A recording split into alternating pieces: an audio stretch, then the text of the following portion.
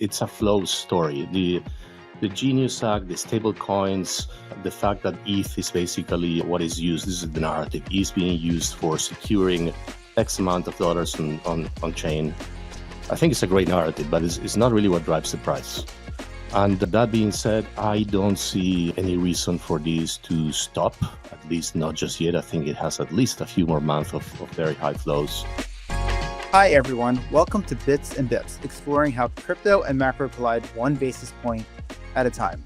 Today, we're going to talk about ETH partying like it's December 2021, Bitcoin trying to set a new all-time high, a bunch of additional crypto treasury news, including some firms branching out into new tokens, a renewed Chinese trading truce, and what to expect from the big CPI print that's coming tomorrow. But first, a few quick intros. I'm your host, Steve Ehrlich, High Scribe of the Unchained Kingdom, and I'm here with two of our regulars. First, Alex Kruger, Kruger Macro of House Asgard, Protector of the Realm. Hi, everyone. Ram Ahluwalia, Maester Wealth, leader of Lumida. And today we are joined by our special guest, Sid Powell, High Chancellor of Maple Finance. So welcome, Sid. Thanks, Steve. Glad to be here. Why don't you, Sid, just for a brief moment, introduce yourself and what you do at Maple? Yeah, for sure. So for those who don't know me and Maple, I'm the CEO and co-founder of Maple Finance. We are an on-chain asset manager with a particular focus on credit, lending, and yield. So Maple's core product is we do over-collateralized loans to institutional borrowers. And on the other side of that, we provide a yield in stablecoins, and then more recently in BTC. But Maple's been around for about 5 years. We run 3.2 billion AUM, and we've got a loan book of now over $1 billion. Heads up, everyone. We've got exciting news. Bits and Bips, our macro meets crypto show, is officially spinning off into its own podcast feed, YouTube channel, and X account. If you've been enjoying the deep dives into interest rates, monetary policy, and how they intersect with the crypto markets, make sure to follow Bits and Bips wherever you get your podcasts, on YouTube and on X. You'll find the links to YouTube, X, and other podcast platforms in the show notes. If you're watching this, there's a QR code on screen. We'll be posting here for a few more weeks, but starting in September, Bits and Bips will launch on its own feed. For now, we will publish longer clips from the show on those accounts. Remember, go to the show notes now and subscribe to Bits and Bips. That's Bits +Bips, spelled BIPS, on YouTube, X, and wherever you get your podcasts. Great. So we have a lot to talk about today. We're going to cover all these big topics, but as always, nothing that we say is financial or investment advice. For additional disclaimers, please check out unchainedcrypto.com/bits and bips. So we were talking right before we began rolling. It's a really good timing for today's show. OW Eric Trump right now. ETH is, I think ETH may have hit as high as 4,300 today, perhaps a little over. Bitcoin was clawing at trying to get back to 123,000. And it kind of reminds me of that theme song from the Lego movie, Everything is Awesome. I was listening to it when I was running earlier today. Can you sing the tune? Everything is awesome. It actually reminds me of this one really good friend I have. No matter what happens, it really annoys me. He finds a positive spin. I can't. Being from Philadelphia, I'm known to be a pessimist, so it's sort of unusual for me. Ram, why don't we start with you? Sure. Talk about what. What are you seeing? Well, so first off, great to have you sit on the show too. Really eager to dig in on your thoughts on the Genius Act, stablecoins, lending. You're an on-chain decentralized bank. Definitely want to come back to that. So on Ethereum, look, I think the main story is that it is the cleanest expression of betting on stablecoins. We talked about how the backdrop of Ethereum with a tremendous amount of short pressure, some of that was caused by kind of basis trades, but it was hated. It was non-consensus. And also had more momentum off the bottom than other assets. And that backdrop combined with the news catalyst, starting off with Treasury Secretary Besson saying that we're going to have $1 trillion potentially in stablecoin funding, and then the Genius Act, which benefits Ethereum. Ethereum has the most stablecoin activity. Bitcoin's story, by the way, is electronic peer-to-peer cash. That is what a stablecoin is. That's what a stablecoin is. Stablecoins have fulfilled on that promise. Um, and so I think for those reasons, Ethereum has benefited, right? Think about the regulatory clarity that has arrived and is coming through the Clarity Act and what SEC Chair Paul Atkins is saying. Who benefits most? Well, Bitcoin we knew was a commodity before. It's still a commodity. It will be a commodity after. We always had clarity on Bitcoin. It's Ethereum that is benefiting from this backdrop, and also the fact they have all these treasury companies now that are axed to go buy Ethereum and build the next MicroStrategy. Ram, just a quick follow up. I think a lot of us are familiar with some of those big narratives. I'm curious about the follow through. I mean, I know that Ethereum recently hit, I think, an all time high on daily transactions. I know that there's some more activity occurring on the platform. I'm interested in your research. If you've seen any of that sort of like carry over, and if there's like if there's a story that you can tell on what people are doing on Ethereum that can kind of explain just explain the price.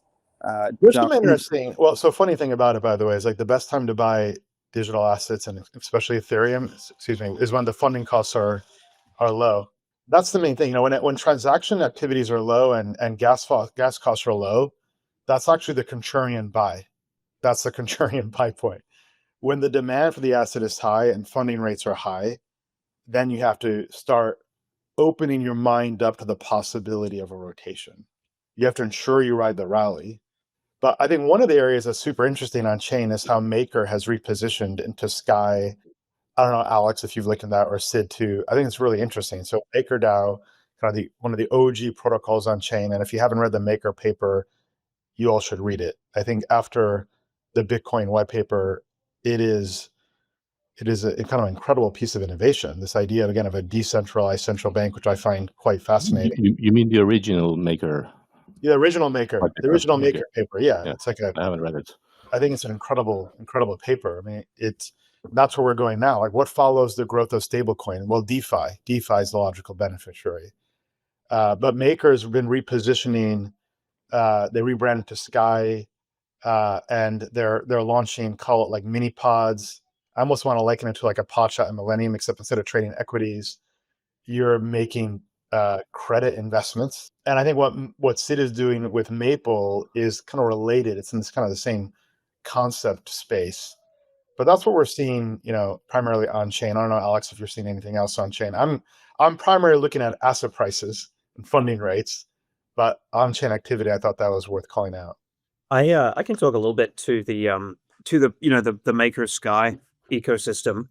So I think you're spot on, Ram. It's it's acting kind of like a central bank, and then they almost have, you can either call it kind of a pod shop model similar to Millennium, where they have their stars, which in turn are kind of asset managers seeking yields. The other way to look at that is you almost have the central bank, and then you have commercial banks, and so the stars can also be likened to commercial banks. But one of the ones that we work quite closely with is the Spark team.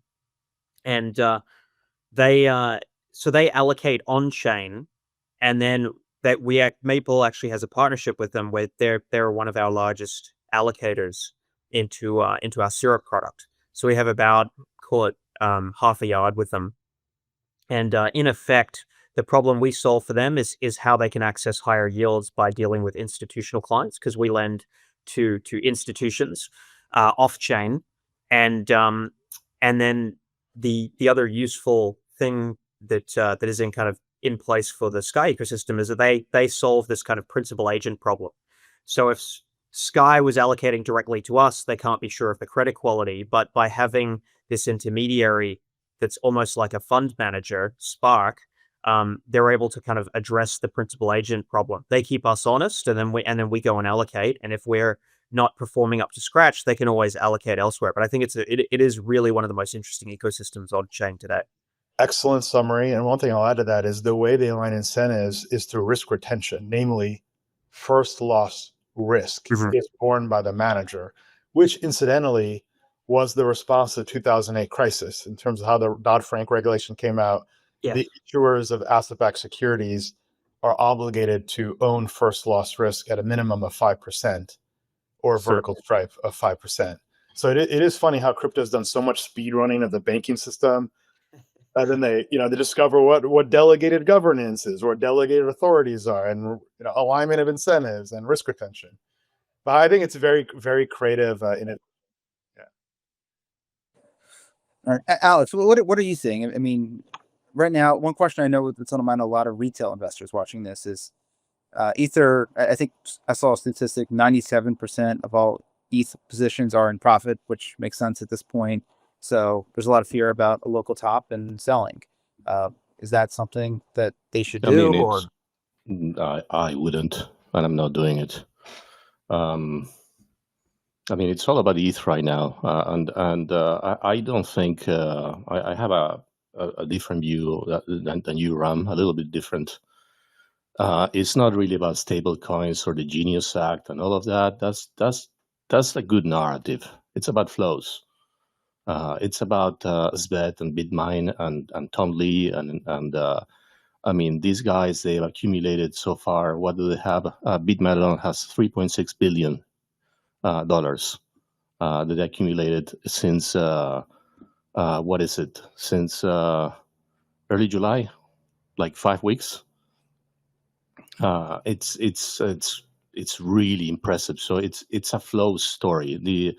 The Genius Act, the stable coins, the fact that ETH is basically what is used. This is the narrative. ETH is being used for securing X amount of dollars on chain.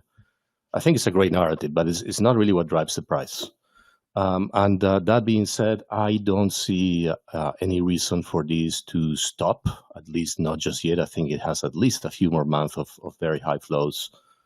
And I'm Alex, looking do at you think ETH. those flows are going to be driven by the kind of the treasury companies, the debts? Yeah. It's mainly BitMine and SBET, those two.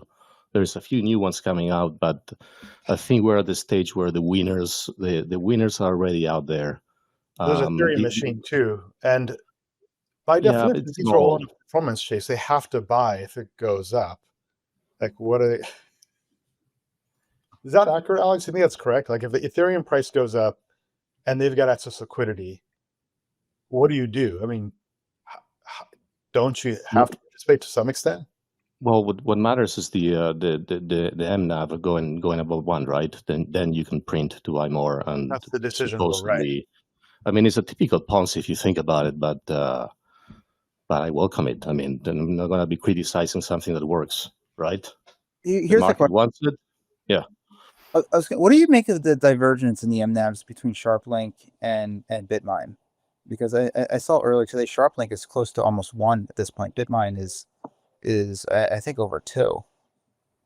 I think it's a matter of salesmanship and and execution and management, and something else is for example, BitMine is, and I would have to guess it has to do with Tom Lee being, I mean, Lee, he's from Korean descent, right? BitMine is extremely popular in South Korea among traders.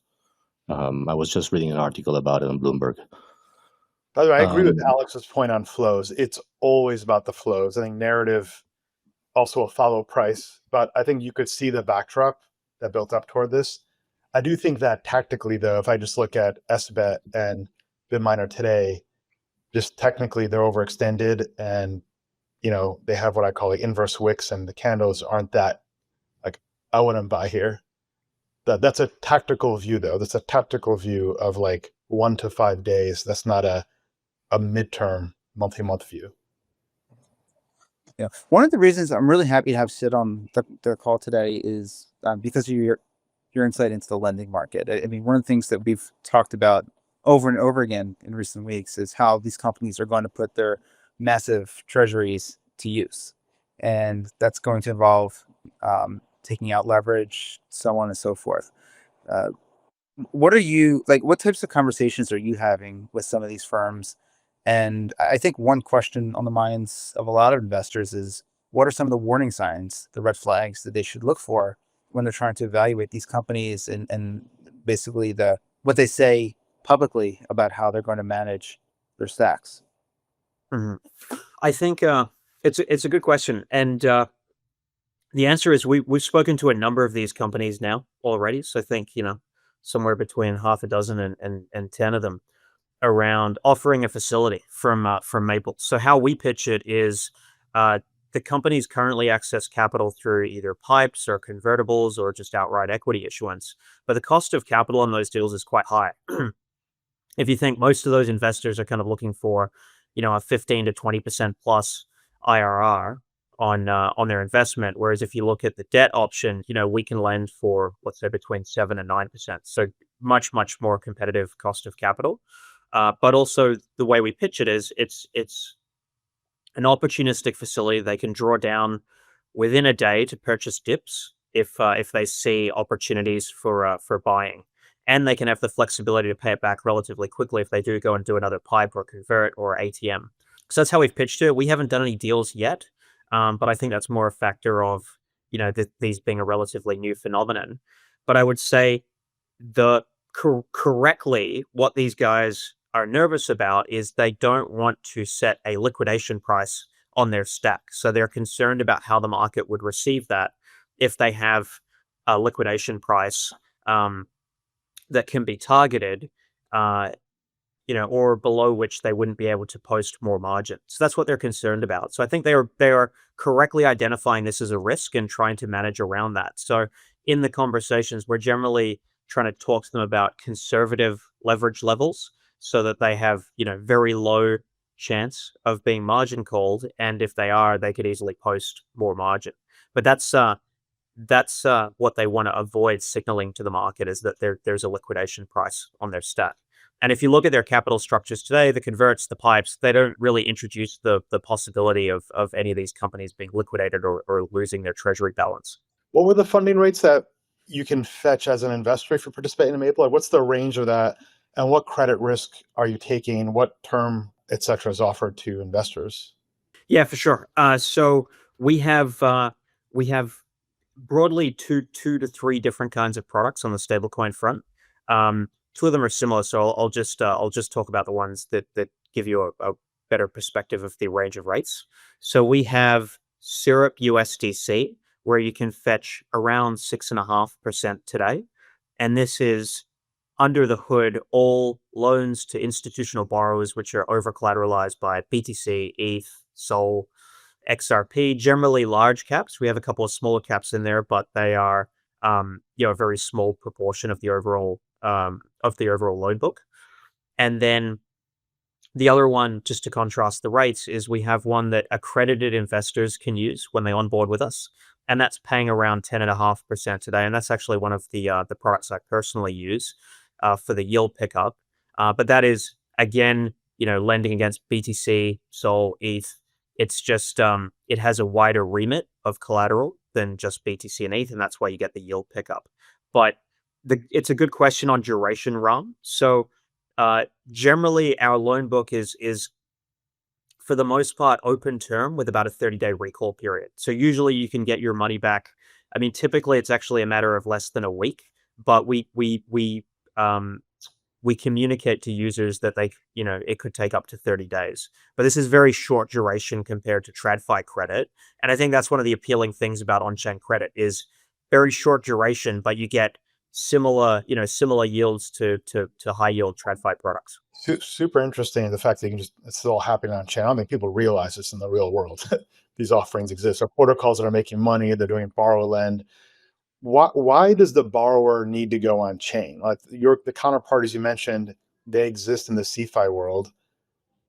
Why do they need to borrow on chain? Are they not accessing funding in CeFi?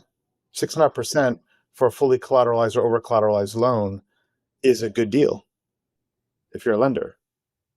Yeah, it's that's funny enough.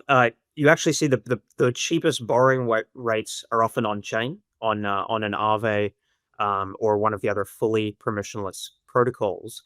But the answer is all of these borrowers we deal with typically do also borrow from CeFi. Now that will include players like Tether, Galaxy, Coinbase, 2Prime, Ledin, with varying degrees of kind of retail versus institutional focus. But the answer is they come and borrow from us on chain because we have the capital available. And I think generally the space realm is still undersupplied when it comes to capital. And that's why, as you said, if you're a lender, you're getting pretty good rates. I think as the space matures, you could see those rates come down, but the relative yield you get, which on a risk-adjusted basis, I think is very good, is indicative that the space is kind of still undersupplied of credit. One of the reasons they borrow from us rather than fully on-chain on an Aave or a Morpho or a Spark is often they're holding BTC, native BTC, and they don't want to put that in a smart contract, and they don't want to wrap it. They don't want to wrap it because it might be a taxable event. They don't want to put it in a smart contract because of the risk. So what we can do is set up an escrow account for them with an Anchorage or a BitGo or one of these qualified custodians, and that just gives them an extra degree of safety for their collateral. Right. And here you've got a nice chart that Alex found from Dune Analytics that just shows the growth in AUM for this protocol. I mean, just like the OpEx efficiency from running this on-chain. Obviously, you've got real world people that are doing collateral analysis and underwriting and loan agreements and all the rest. This is still kind of amazing to see. Is there any role for a bank to work with the Maple? And like where I'm coming from is this. Yes. There are 200 fintechs lining up to get an OCC charter. The OCC, the Office of the Comptroller of the Currency, they regulate all the national banks. That's because of the Genius Act. Dozens, I'm hearing, will be issued between September to year end. And banks have the ability to lend, they have the ability to move money. They're trying to figure out what to do on chain. So if you're talking to a bank with a balance sheet and they can move money, what's the value proposition? Is it, hey, just lend to me, give me back leverage, or is it something else? Or is it give me assets that I can finance? Or yeah, I think it's two angles. So we talked to, there's a couple of the banks that have kind of crossed into the custody space. And one of the things we talk to them about is we can finance their customers because they might not be able to yet lend against Bitcoin. And so we can enter a referral agreement, pay them some kind of commission or revenue share, but we can lend to their customers and they can keep the Bitcoin. Their customers can keep their Bitcoin custodied with the bank. So the bank retains assets under custody. They help their customer out and they get, a nice piece of fee revenue from the partnership. But the other way would be, as you said, Ron, back leverage. Now, what I used to do in banking was I was a securitization banker, and that meant we would provide large warehouse facilities to lending companies like Maple is today. And the banks would do that because they could get better capital treatment by just tranching it out and taking a more, risk protected piece of the structure and potentially get a rating on it. Now, I think ratings are probably, we can talk a little bit about the rating that Sky just got from S&P, but I think ratings are very new to the crypto space. But what a bank could do is provide back leverage to us. And because of the seniority in that facility, they're going to get better risk and capital treatment, which means it's more profitable for the bank than lending directly against Bitcoin. So that would be where we want to take the banking relationships. And we're talking to a couple today about that type of facility. Oh, wow. It makes a ton of sense. They should lend in the real world, though, if the rates in the off-chain world are higher than on-chain, right? So that would be the first port of call if you're a bank, right? Yeah. Well, effectively, our rates are kind of reflective of the off-chain CeFi rate of lending, more so than the typical DeFi rate, because we lend to, we lend to these off-chain institutions. We just happen to settle the loans using smart contracts. And as you said, that's what gets us our operating leverage and the nice, the nice operating margins. Yeah, you're right on the mark. Like in the last 10 years, banks have shifted from originating risk and wearing on the balance sheet to originate to distribute. And now they're providing back leverage to private credit funds that are originating and bearing the first loss risk, and then the banks sit in a senior secured position providing that financing, and they get a better ROE because the risk-weighted assets, which is what RWA used to mean up until crypto. Now it's like a real-world asset. Yeah, all assets are real-world unless they're like NFTs, I guess. But yeah, so it's worth noting. So even though the bank would earn a lower rate of interest, it's actually a better return because it doesn't have to hold as much capital to support the position. And that's why they would do something like this rather than doing it directly where they, lend directly to clients against Bitcoin. Super interesting. Thank you. Sid, I just had one more question for you. I think some people listening might shudder when they hear about how much the companies they want to avoid having anything resembling a liquidation price. And forgive me if this is a dumb question, but I mean, are they asking for almost like something akin to an unsecured loan because it's such a short duration, or what is it that what type of collateral are they trying to post in a way that they don't have to potentially liquidate? No. It's a good question, and just to clarify what I meant, they would still be posting collateral. So if it was SharpLink, they'd be posting, or SBET, they'd be posting ETH. If it was, strategy, they'd be posting BTC or DDC or ProCap, they would be posting BTC. Or if it was a Solana one, they'd post Solana. So they are posting their native asset. But what I mean is they would want to go to a very conservative LTV level. So typically we do a 70% LTV. So if you give me $10 million or $100 million of BTC, I would give you $70 million of loans. But what we're talking about here is going to a lower LTV. So let's say like 50%, so that they have more protection in the price of Bitcoin. Got it. Okay. The further Bitcoin has to drop, the less likely they are to have any liquidation or margin call event. And that's what they want to ensure. And one other quick one. Have you had any discussions with them about posting shares as collateral as opposed to the actual asset themselves? It seems like it might be more efficient for them, given the premiums, to do that than posting the assets, but you may not be interested in taking shares. It's an interesting concept. We have not had any of them suggest they would post their shares. I would be more hesitant to take their shares because, as you know, their shares could trade from a premium to a discount, as we saw with Grayscale back in the day. So that would give me pause. And also you end up in kind of a bit of a reflexive event, whereas if there's issues in their shares, and where, people anticipate that we're going to be selling, you could see a lot of front running of it. But I think one of the areas that these companies are going to try and compete now with each other more on will be getting yield on their treasuries. So it was less important, when Saylor introduced the first one of these, it was very unique. There was little competition, but now that you have, 30 or 40 of these, the 40th entrant needs to think how they differentiate themselves. And I think they will look more and more at getting a yield on their treasury. So, you can see this is more applicable to the proof of stake ones like ETH or Sol, but there are increasingly BTC staking options. And some of these companies have kind of come to us and in conversation explored the idea of getting a lower interest rate by allowing BTC or whatever treasury asset they hold to be staked. So they're actually trying to get more and more efficient to compete with each other on cost of capital. Okay. I want to talk about Bitcoin for a second. I'm curious if any of you have any real opinions on it right now.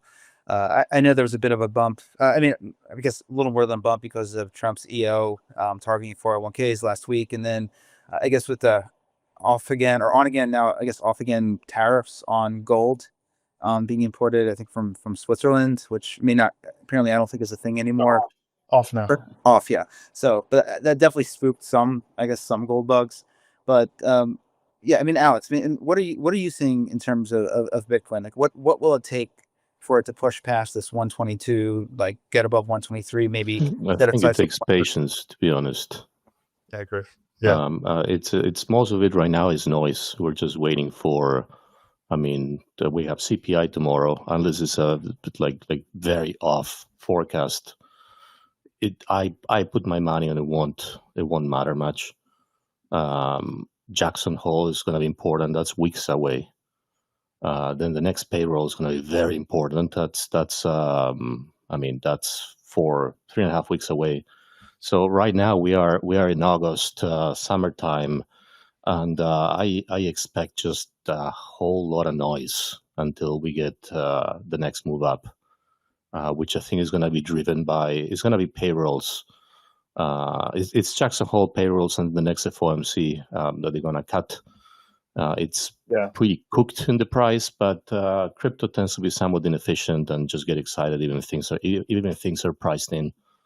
Yeah, I agree with Alex is saying. I agree. Look, August is the worst month for Bitcoin seasonally. That's one.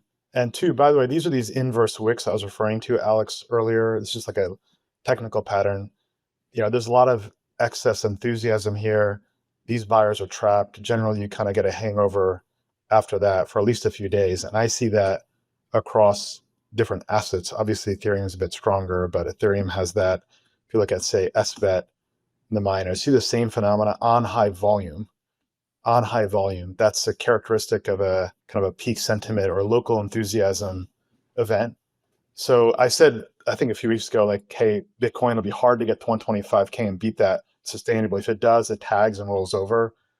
Still my view today. I mean, a lot of people are trying to sell at 125, by the way, so the market's not going to let them do that.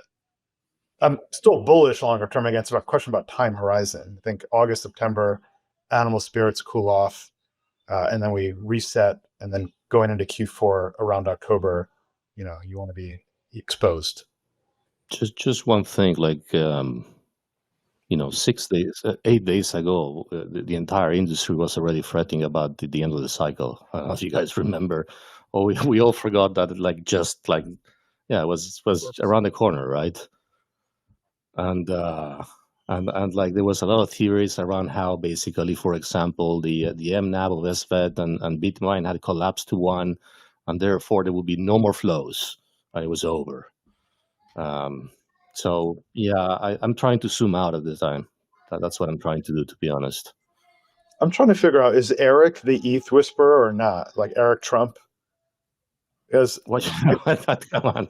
I Really? posted the ETH story like in June, and then someone said, no, Eric Trump beat you to this. Like, so is Eric? I mean, Eric is in a position where he's informed, let's say. Is Eric the ETH whisperer or not? I don't know. We don't know. Is he the Nancy Pelosi for Ethereum? I'm not the sure what first kind of time he insight. said to buy the dip, like price proceeded to collapse. What was it? 60%? Maybe not. In a month and a half. I think this was a case of the wish being the father of the thought. I'm not quite sure what type of inside information he could have had on ETH. But when Trump said buy stocks April 7th, you were supposed to go buy stocks to the day at the bottom. The same thing happened on December 23rd, 2018, after Terraform 1.0 ended. Right. And you've got Besson saying, hey, look, these digital assets are gonna are core. Well, I just don't know how to situate Eric Trump in this. Is he talking to dad regularly or not? Where is that relationship? Are they in a Telegram chat together? Can I get in that World Liberty Fi Telegram chat? Yeah. Well, while we're on the topic of World Liberty, I mean, let's just go through a couple of recent Treasury announcements. I mean, there's the 1.5 WLF deal. I'm not even sure if those tokens are liquid yet. I guess maybe at some point they would have to be. And then I know Backed is getting into the Japanese market, and there's a couple more that are just slipping off the tip of my tongue. But out of all the new announcements, I mean, what do you guys see? I mean, let's talk about WLF. I mean, it's a token that, as far as I can tell, doesn't have a business yet, but obviously it's close to the president and has a lot of influence in DC. So it's just another way for people to kind of just support the overall administration, or like what do you guys think? I think it's a gold rush. That's 100%. What it is. We're in a gold rush. Everybody trying to grab a what is the, how do you call it, the what you guys did in the West? Picks and shovels. No, yeah, land grab in a way, but like in the 1800s, the conquest of the West in the U.S., right? It's like everybody was out there for like. You mean Manifest Destiny? Is that what you're trying to say? No, so the gold was 1948, right? Yeah, the gold rush. Yeah. Right. So everyone went out west. Some initial gold. There was the herd followed, and that's where Levi's Jeans was born. So the joke is, and actually informs a lot of venture investing in public markets today, is that when there's a gold rush, you bet on the picks and shovels. So in that case, literally picks and shovels and Levi's Jeans, which is still around today. So what is the gold rush? What is the picks and shovels play for all these miners and these publicly traded treasury companies like BitMiner and SBET and Backed and Is it the custodians? Is it To be number one. Is to be the next strategy. I agree. So that's the winner. Well, that's their goal. But how do you pick a secondary target to invest here? As Ram said, that's going to benefit from, because they'll all need to use it. I think custodian fees are still kind of challenged. In what the sense? exchanges too, but I mean we're talking about such big size that the fees are very small, and if these are truly buy and hold, they're just one-time fees. And custody fees are 10 bips. That's going to be a race to the bottom. Yeah, Coinbase owns that market, but other banks are going to get involved. So it's not clear. I don't know. It'd be interesting to, what are the infrastructure needs that these firms need? Hard to say. Maybe it's some of these investment banks that I don't know if they're going to start getting involved in. If with this new EO, maybe some of them will become more accessible to someone said Galaxy in the community chat there. Oh yeah, that's one. Yeah, they might be involved in a lot of them. I think potentially staking services as well, but that's also it's kind of a little bit of a commoditized space, or it's very competitive. It's hard to see a clear winner there either. Yeah, I think Alex is right. It's a gold rush. There's too many. You're gonna have one dominant market leader per category. In Bitcoin, it's MicroStrategy. You might have a number two. For every Coke, there's a Pepsi. Maybe that's MetaPlanet in Japan going after a different base, but you're always going to have a leader that is the voice and the brand and the mascot. Like Michael Saylor, you've got Jack Mahler. In Ethereum, maybe it's Tom Lee and Andrew Keys, let's say.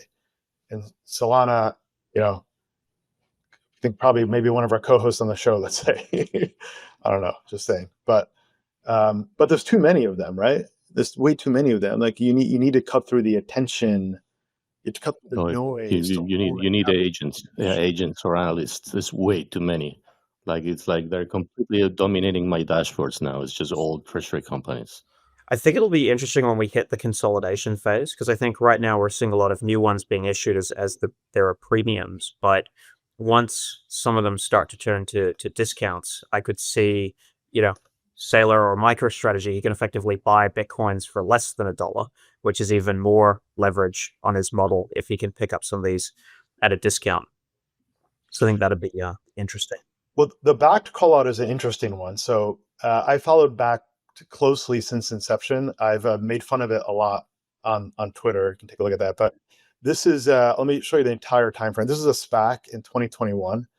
So backed was a spin out of ICE. ICE is an extraordinary business. It's a clearinghouse. They're too big to fail. They clear interest rate derivatives. So they spun out backed, which was spending like $80 million a year. It's unprofitable. And they pivoted to be crypto. I think they brought in the president of Coinbase. They were doing like crypto rewards, and they're trying to make rewards points fungible. That failed. Then they pivoted to another business model. They acquired a business that wasn't generating any money. That failed. And this is the third pivot. This is a pivot now to be another treasury company. So they were at risk of being delisted for a while. Really? Yeah. But they have new management now, by the way. Like I don't know. I'm just trying to give perspective that this is where we are in the cycle. The early IPOs and the early deals of high quality, then the investment bankers show up. And they say, all right, who's next? When the ducks are quacking, let's go issue. Let's go sell securities to public markets. Well, I find the back deal, backed is in some ways a tragedy. I mean, it's launched with like $180 million, and it's kind of funny because, Ram, I think, as you said, they wanted to do physically settled Bitcoin futures until they realized nobody wanted physically settled Bitcoin futures. They just wanted to bet on the price. I think now, the Japan move is kind of interesting just because of like that arbitrage play between like the tax treatment of cryptocurrency in Japan. You guys all know it's like 20% capital gains on a stock, but it's 55% on crypto. MetaPlanet has taken advantage of that to like ungodly levels of success. I'm not aware of too many other companies that are trying to follow suit there. So maybe it's something, but like there are companies that have done these crypto pivots and have not seen anything. I have not seen that bump. And yeah, backed is just one of those, the ICEs have to write down the value of their holding in it for for years, and it's just one of Oh, those. ICE held it on their balance sheet after they spun out. I'm sure they got I some. think they invested in it. So I mean I think they had the rights on the value of their investment. They seeded the company. Because when they spun it out at an absurdly high valuation. I thought it was an incredible move by their corp dev team to take this loss-making business, dump it into the public markets, basically selling on retail, wash their hands of it, and move away. Yeah. And that's why I was skeptical about it. This stuff happens. Like, be careful what Wall Street sells, is the old adage. Yeah.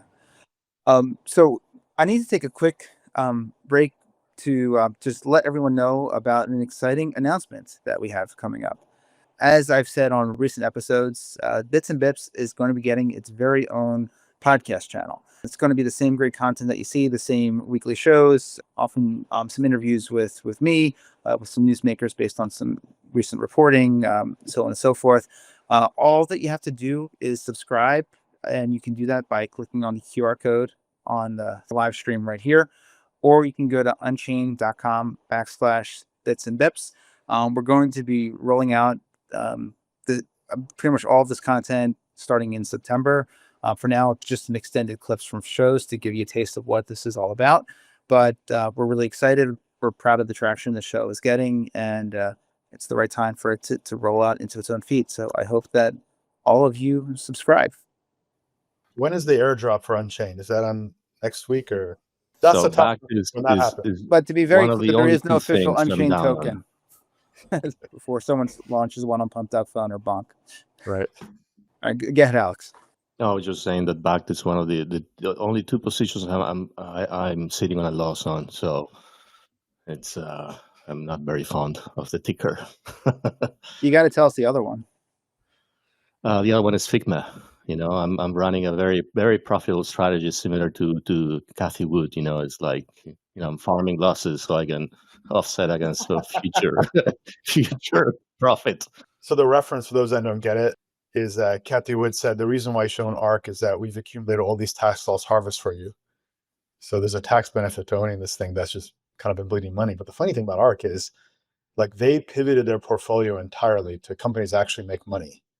So it's not, I used to hate on ARK a lot, but they changed something in like they own Robinhood. Robinhood's a real business, 60 times earnings. It's expensive, but it's a real business now. It's not Ginkgo Biosciences, which was losing money every single year. Just before we move on from the treasuries and that topic, I just wanted to point out that I think there is one coin out there that is a major coin that can have a major DAT that doesn't have one, which is Sol, if you think about it.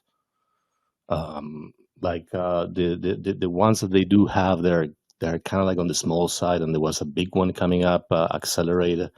Yeah, that's going to be like $1.5 billion, right? Yeah, exactly. So it just got pulled right out of the market, and for whatever reason.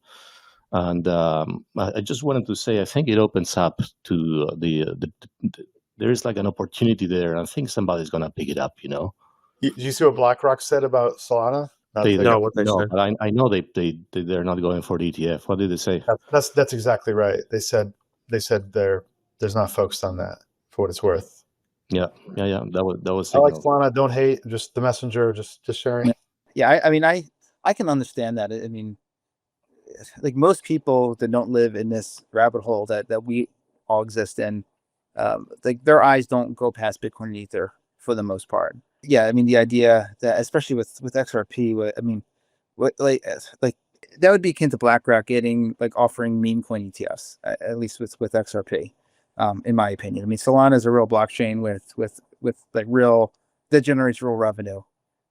Anyone that has read anything I've written about Ripple and XRP or heard some of my comments, I go to great pains to point out how little money the blockchain actually creates for how much it's worth. And they seem to now just be using their treasury to buy actual businesses to sort of create a revenue generating business. So aside from the legal entitlements that XRP and Ripple just got out of, I think it would be a tremendous reputational risk for BlackRock to offer XRP. And I say that someone has been proved many times in the past about how investors seem to care very little about fundamentals, at least when it comes to that particular token, because it remains very buoyant. The chain that benefits from tokenization, I think, is going to do very well also, and BlackRock is all over that thesis.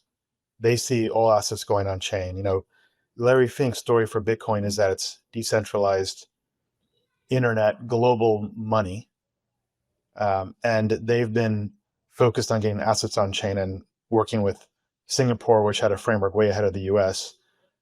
That's a narrative that still hasn't come to the fore yet. There's still so much to do around tokenization. I think ETH is kind of riding that narrative a bit at the moment. Like you see it in kind of the the marketing, the marketing talk about the ETH DATs.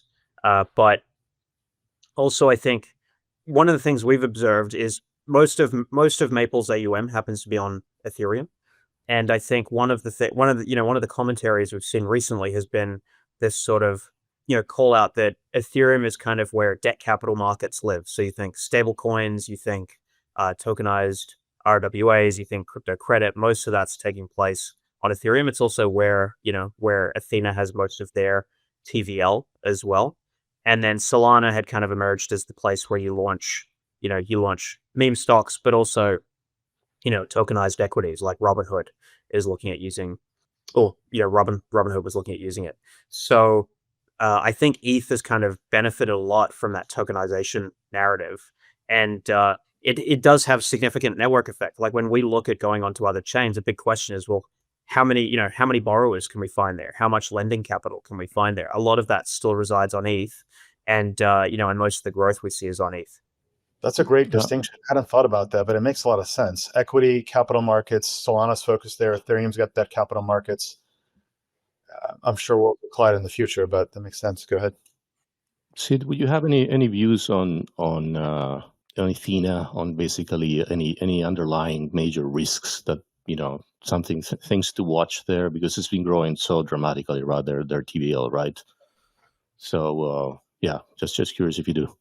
Yeah, I don't have any special insights on it. I mean, we know the team. I mean, the underlying the underlying backing of Athena, right, is the basis trade, which is relatively well established at this point in time. And I think the big innovation they did was they took it out of private OTC funds and effectively found a way to tokenize it, package it, get economies of scale on the costs, and distribute it to the masses. Probably the other test they faced earlier was when Bybit had the hack, but they pointed out that they basically use off-exchange settlement and mirroring for most of their assets. They're not actually on the exchanges. They're in Copper or other custodians just being mirrored on exchange. So no, I don't have any big risks that I see there or that I think aren't considered or discussed by people. Just a quick note here. We are now going to discuss the CPI print for July, which showed that prices rose 2.7% on an annual basis, slightly cooler than what economists had expected. So I want to turn just a little bit more to the broader macro picture. I think, Alex, it might have been you who said that, brought up earlier that we were getting a new CPI print tomorrow. Expectations are for a slight uptick in base CPI and core CPI, and there's a lot of questions swirling around, like what is that going to mean for any Fed rate decisions in September and then through the end of the year. I know there are some people that are asking, can we trust whatever the data is that comes out of the BLS given what happened a couple of weeks ago? I'm not so concerned about that, but at this point that's a question that can be asked. And this is all happening at a time when markets are, like large indices are at or just below all-time highs. Again, despite the fact that tariffs are now in place for the most part, but we haven't seen follow through on earnings yet. So how does that all fit in? I mean, looking at both crypto and non-crypto assets, especially like Alex and Ram, when you guys are making investment decisions, what are the signals that you're looking for tomorrow with the CPI print? Unless it's off by 0.3% month on month, I don't really care about it. I think it's unless that's the case, I think it's noise. As I was saying before, I'm really trying to zoom out and focus on the bigger picture right now, which for me is not really about one inflation print, but we have there's more than one, and then we have payrolls as well. And I think it's much more important to be focusing on what's happening at the Fed and basically who is going to be the next chair, and paying attention and what the FOMC members, the governors and the rotational presidents, what they're saying about inflation. They're like checking their actual words and see if they're lining up with the new chair, whoever he ends up being or she, or not. That's what I'm more focused on, and it's not happening in August, to be honest. So yeah, unfortunately, no excitement on when it comes to tomorrow, right? Like right now, we have so many contradictory signals in the market. In like for example, when it comes to cash levels, there is a very important survey that Bank of America runs on a regular basis that basically looks. It's the FMS Fund Manager Survey, and that survey is signal when it comes to, for example, positioning. They're very good at highlighting at like when you see like some asset is like the most favored asset, it tends to be around you tend to be around the major top, right? So cash levels on that survey from the fund managers they survey, they're at very low levels. They're like very close to they're below 4%, which is a sell signal. There is but CTAs are, for example, extremely They can't buy anymore. They're all in. Exactly, they're all in. But then you go to there's different sectors in the market that are exactly the opposite. They're actually bearish, right? So there's a lot of contradictory signals. So that means to me, trust the trend, stay put, make no investment decisions. I would not be allocating here. I think, for example, ETH makes sense for ETH to consolidate a little bit here.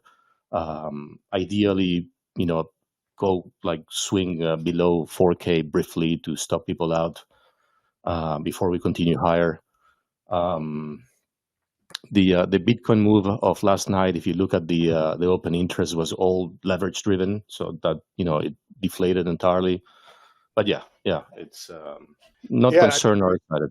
Great perspective. I'm sharing here the AAII sentiment survey. This survey has been done for a few decades now. They sample the members of the AAII retail base, and here you can see it's actually another contrary signal. So when this is at extremes, you want to go the other direction. People are overly bearish, according to this survey. And I look at the BAML Fund Manager Survey, drops I think the 15th of every month, and you're right, commodity traders are all in, but hedge funds are off size, and hedge funds are price setters in the market. Like the net exposure, if you look on a percentile basis of hedge fund equity exposure versus the last 5 years, is extremely low. So I think they're in a performance chase. They must remain invested. That said, the way we've positioned our portfolio is just targeting a beta of 1. Since May, we've been targeting a beta of 1.2, which means you're getting more upside for every dollar increase in the market. And in the last 2 weeks, we've recalibrated our beta to 1.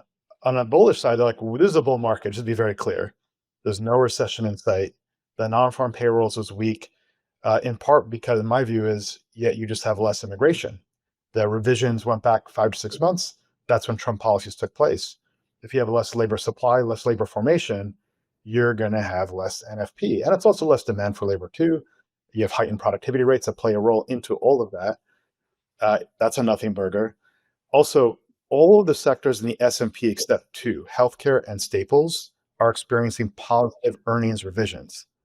That's a positive predictor indicator. Where earnings go, stock prices follow. And if you look at within the Mag 7, everyone's always, just like there's TDS, there's like Mag 7 derangement syndrome. It's too much, it's too big, this and that. But if you look at the valuations of the vast majority of the names in the Mag 7, maybe all of them, I got to check. Someone fact check me on this one. They're at lower valuations than they were at the 21 peak. Amazon had 100 times PE ratio in 2021. Now it's in the mid 30s. Obviously, Microsoft has re-rated given their strong growth. But this is not a bubble. This is not a bubble. Are there pockets of excess? Of course. Costco doesn't need a 48 times earnings ratio, and the stock's going nowhere as a result. But this is not a bubble. Next year, you're going to get lower rates, maybe the Q4. Trump keeps saying 1%, 1%. And you have the World Cup coming. This is going to juice and invigorate animal spirits. You got midterm elections. That's going to motivate the administration to keep stimulus going. Ron, what do you make of the announcements, NVDA and AMD offering 15% of, I guess, Yeah. receipts to the admin for sales to China. By the way, that's exactly the question our team and I are struggling to answer this morning. I asked GPT-5, but the trade-off is this, right? So if you're subject to tariffs from sales, let's say Taiwan Semiconductor and others, and you've got to remit 15% to the treasury, well, first off, the importer pays that to the treasury. So it'd be the hyperscalers, Google, Meta, Amazon, Oracle, and plenty of others, by the way. But those are the principal buyers of that, right? So their earnings has an impact. Their capex goes up. That's net negative for the stock, right?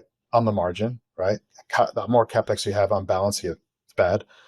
On the other hand, though, the admin linked that announcement with permitting NVIDIA to export to China. So it was a carrot and a stick at the same time, which is very thoughtful, by the way. Like, they're thinking about these things. This must have been a negotiation between David Sachs and Howard Lutnick, no doubt. David probably advocated for no tariffs whatsoever on semis, which I believe would be the right policy. But if you look at, it's a great question. I don't have the answer to that. It depends on what market reaction was, and market reaction was kind of muted to down 35 bips is kind of nothing. Yeah. So it looks like markets anticipated this, and Trump did a taco today, right? They kicked out 90 days on the China tariffs, right? Yeah. So that just came out this morning. So markets are saying, hey, look, this is all kind of nothing to worry about here. Yeah. I feel like there's a call, and Alex sort of said, I want to hear what you guys think too, but you can look at this in a few different levels. I mean, for one, 85% of something is better than 100% of nothing. If Trump was going to theoretically ban the sale of those chips to China, even though I know Jensen Huang and others made the case that that in the long term would have been harmful to U.S. interests, because then that would accelerate adoption of Huawei around the world, and we get away from that. But then it gets so maybe you can look at it as beneficial to earnings for NVIDIA and perhaps any other companies that follow suit. But then the big meta question is, I think the Wall Street Journal today had an article asking if this is a new form of state capitalism in the United States, and they were taking that into account with the golden share that the administration got from approving the Nippon takeover of U.S. Steel. Industrial policy. It's industrial policy. Mm-hmm. That's what it is. But just to answer the question directly, most of NVIDIA's sales are not in China. I want to say 10%. Yeah. So on balance, it's net negative, 15% on the entire base versus 10%. Yeah, well, 15% on that. So I don't think the market really cares. The AI story is real. The ROI is there. The earnings are exceeding expectations. 12% year-over-year earnings growth. Alex or Sid, do you guys have any thoughts on? No, not as much on those stocks. I mean, we on the AI front, we're sort of seeing a little bit of activity on the crypto side. We get pitched a lot of the these kind of concepts of AI agents that would manage people's funds and put them in pools and stuff in DeFi. But I don't think it has as much sort of direct impact on what we do day to day. Yeah, I want ChatGPT to manage my money. That's it. certainly take the emotion out for most of us. Yeah. One other thing, just before we move on from macro, so I'm looking at kind of the prospect of rate cuts later this year. I think one interesting phenomena that you see is that if there's rate cuts in TradFi, the crypto credit spreads will widen, and yield on chain generally widens because it pushes up risk assets. So the borrowing rate on Bitcoin goes higher, the yield you can get on chain goes higher. And so I think it'll be interesting to see, how traditional allocators respond to that, and whether more money pours on chain. This is I want to highlight the what you just said is so it's so important and so counterintuitive, right? It's very unique, the fact that the rates go the other way around. Yes, yeah, exactly. As traditional rates drop, crypto spreads and rates widen, which I think will pull more money on chain. And it's kind of similar to a phenomenon we saw in 2020, 2021, when TradFi rates were near zero, and you could lend in crypto at 10% or north of it, so exceptionally wide spreads. And I'll be interested to see now whether using some of these vehicles like treasury companies, ETFs, CTPs, whether those start to be used as vehicles to get money in to take advantage of these Super interesting. spreads. Very right, because you have a closed-end fund linked to assets on chain that spits out a yield in the CeFi world. And is that active, or is it just a pass-through, and things to sort out? But all to say, we'll have more products to come. Wall Street will find a way to make that a product and sell it. Yeah, exactly. BDCs for crypto. Like Right. we had BDCs in traditional finance. Yeah, just to think a little ahead of me, who would be the big winners and losers in terms of like the DeFi space? I mean, Aave is by far the biggest. I know Curve is something I'm keeping my eye on just because of its dominance in the stablecoin market. But I even think like, anyone who plays in the on-chain yield space. So I mean, us. Obviously, I'm going to be a little bit biased there, but folks like Athena as well, because they're running the basis trade, which will push wider as TradFi rates come off. Aave, other lending protocols, Morpho, Camino. So What I about think Sky? Where's Sky and all of that? You mentioned them earlier. Sky would also be a winner, because if you look, they have allocations to us, they have allocations to Athena, so they're going to pick up more income in their balance sheet. Their balance sheet will expand if TradFi rates drop, and so they will also be a winner. what's going on with the DeFi protocols that launched like walled off institutional versions, like the AML KYC ones? I know Aave has one. I think Compound has one. I guess they'd be competitors to you in a way, but I mean, what is happening there? Are any of them doing the real sizable volume, and is that something for investors to keep an eye on, especially if sort of this yield spread widens if rates go down?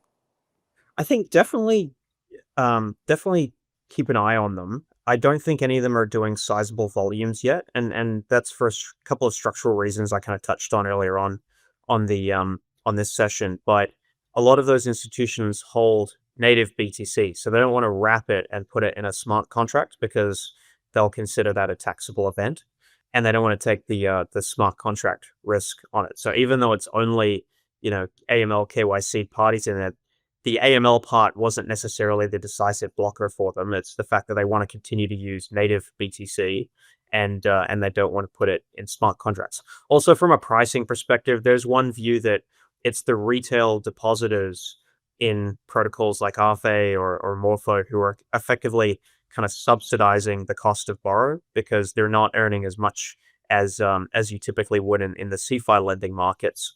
And so when you have institutions facing institutions, they're not going to accept that kind of mispricing.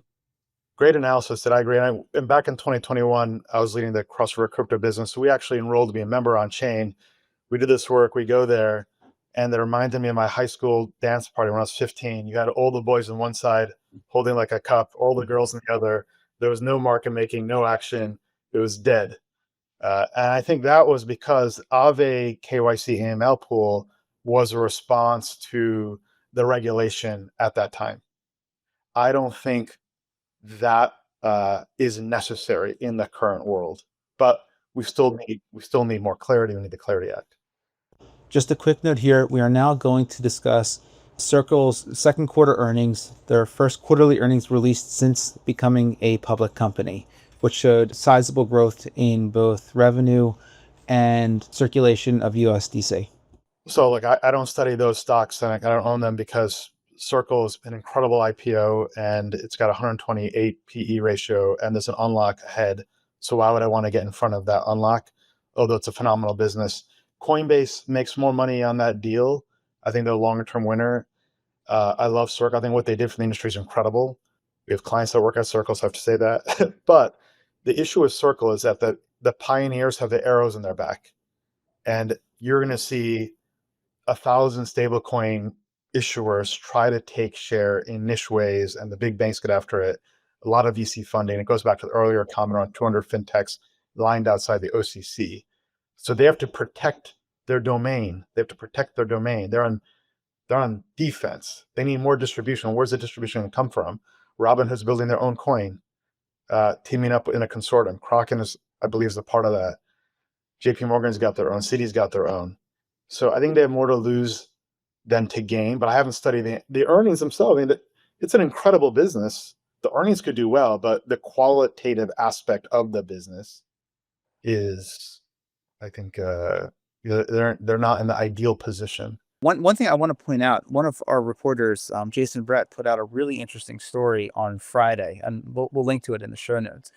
Custodia, run by Caitlin Long, who I'm guessing all of you know personally, or at least have certainly heard of. She's claiming to have a patent covering bank issued stablecoins.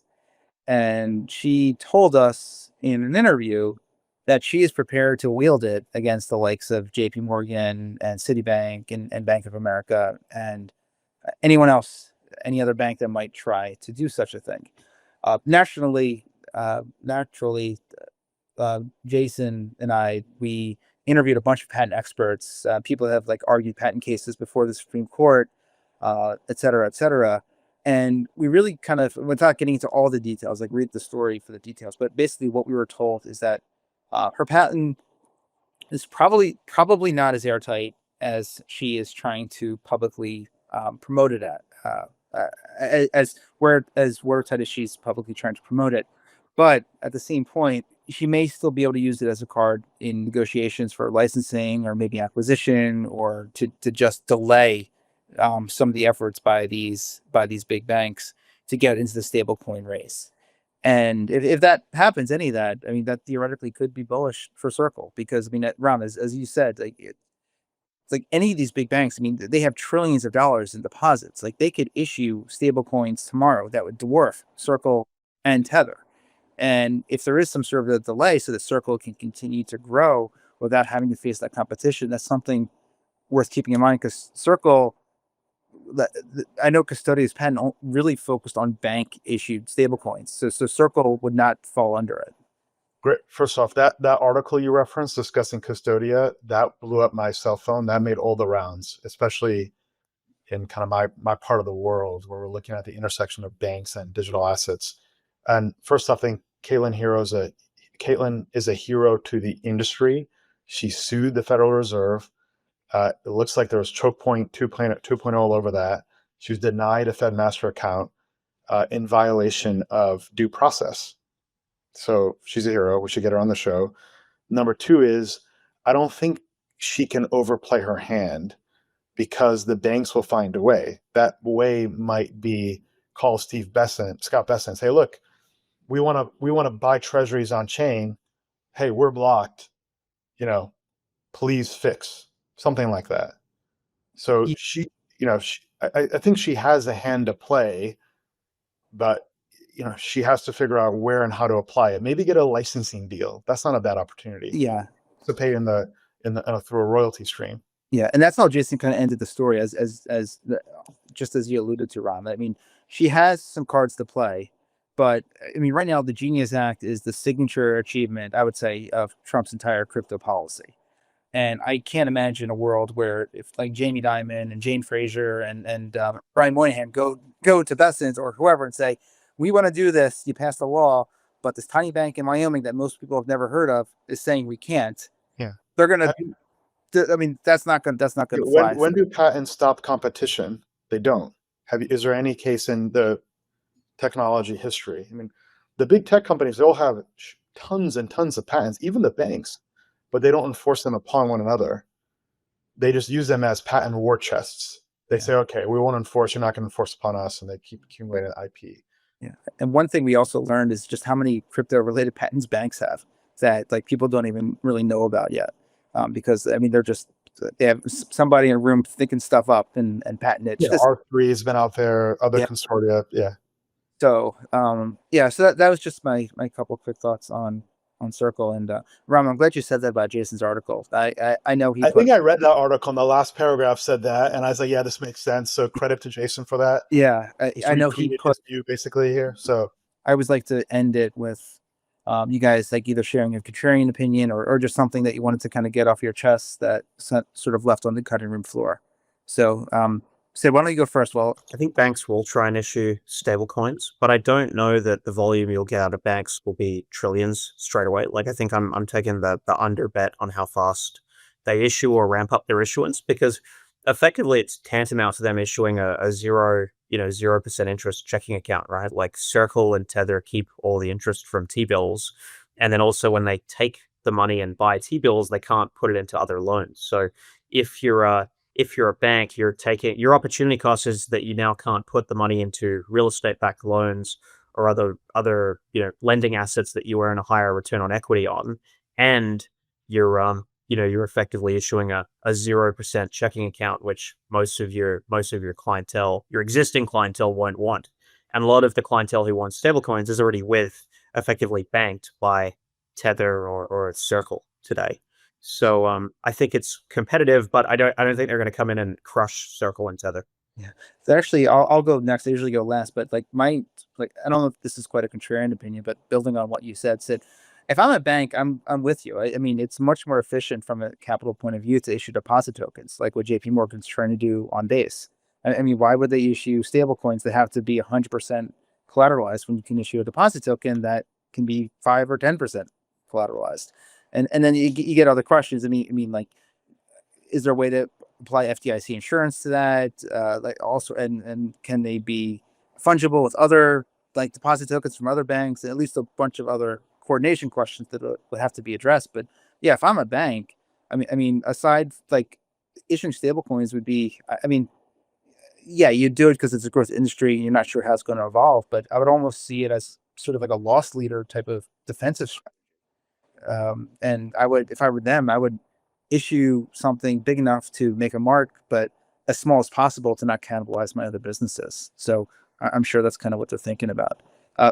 Ram or Alex? Briefly, look, I think not consensus view, Tether's a big winner here. They have the international market all to themselves. Well, I guess Tron is in there also. Trump gave Tether a call out. Tether is more strategic than Kleiner Perkins, Sequoia. They're minting. They're extremely profitable. I said before, if I could own a slice of Tether, I would love to own that. They have connection to the admin through Cantor Fitzgerald. By the way, no position, no opinion on Circle.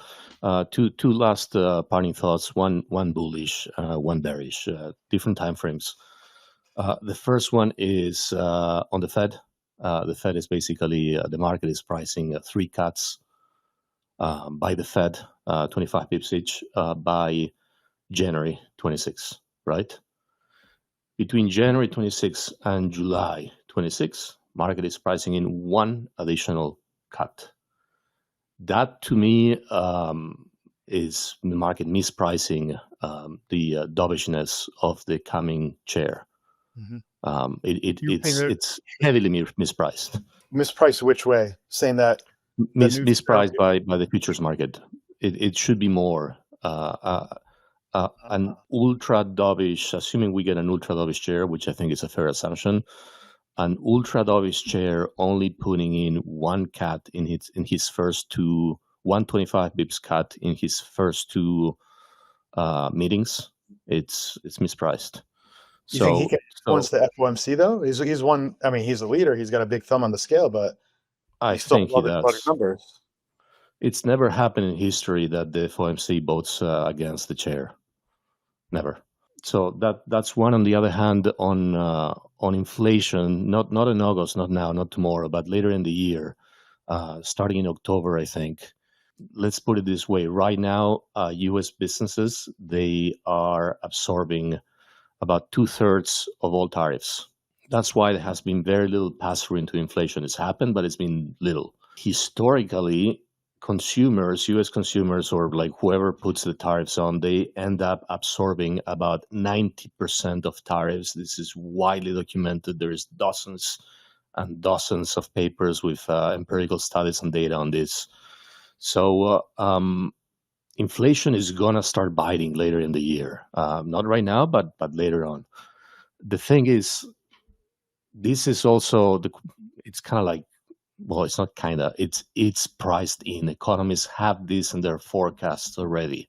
So it's either going to be neutral or bearish, let's put it that way.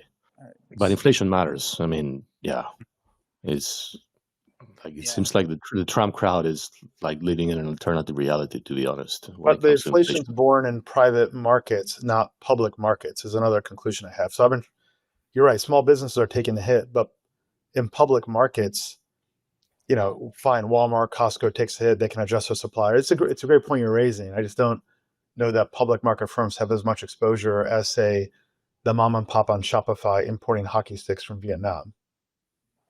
Private small business. Yeah. It's an interesting point, though. Fair Yeah. enough. Definitely something worth following.